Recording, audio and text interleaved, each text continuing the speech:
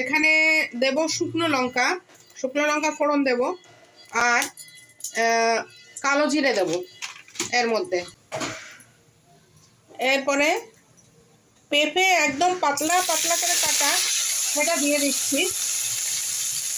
এটা পুরো তেল দিয়ে ফ্রাই হবে, আর কিচ্ছু না, এর মধ্যে কোনো জল টল কিচ্ছু দেবো না। এই রান্নাটা আমি প্রথম খেয়েছিলাম আমার মায়ের যে হেল্পিং হ্যান্ড আছে রান্না করার জন্য, সরস্বতী মাটি, তিনি খাইয়েছিলেন। আর আমাদের বাড়িতে পেঁপের তরকারি যেরকম নর্মাল হয় সেরকমই হয়, কিন্তু এই এখানে পেঁপের যে রেসিপিটা বানাচ্ছি আমি, এটা শুধু তেলের পরেই ভাজা হবে, কিন্তু ভাজা মানে ওরম ভাজা না, নরম হয়ে আসবে, এরপর ঢাকা দিয়ে দেবো, এটা নরম হয়ে যাবে, তারপর তেলটা ছেড়ে দেবে, ব্যাস ওটা দিয়েই ভাত খাওয়া। এর মধ্যে একটা দুটো কাঁচা লঙ্কা আমি দেবো, হলুদ দেবো, নুন দেবো, মিষ্টি দেবো।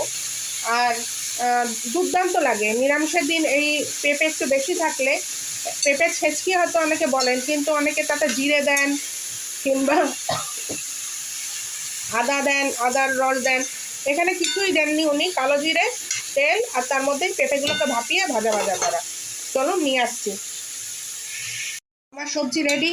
দেখুন প্রত্যেকটা আস্ত আস্ত আছে, একটাও ভেঙে যায়নি, আর সাদা সাদাও থেকে যায়নি। এর মধ্যে আমি একটু চিনি দিয়ে দিলাম, আর কটা কাঁচা লঙ্কা দিয়ে দিলাম। এগুলো একটা কাঁচা লঙ্কা স্মেল থাকবে।